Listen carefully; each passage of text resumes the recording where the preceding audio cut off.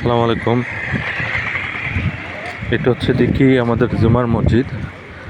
আমরা যেখান থেকে নামাজ পড়ি আর কি, ওই নামাজ পড়ার পরে আলহামদুলিল্লাহ বের হলাম বাসার দিকে যাওয়ার জন্য। আলহামদুলিল্লাহ এটা সবসাথে মানে জালান কোয়ালিত বড় মসজিদ এটা। এখানে আমরা সবাই নামাজ পড়ি। তো হাজার হাজার মানুষ এখানে আছে নামাজ পড়ে। বৃহত্তম এটা অর্থাৎ বলতে গেলে কি এটা হচ্ছে দেখি ইয়ার মধ্যে ওমানের মধ্যে সবচেয়ে থেকে বড় মসজিদ বলা হচ্ছে এটাকে। নামাজ পড়ি হচ্ছে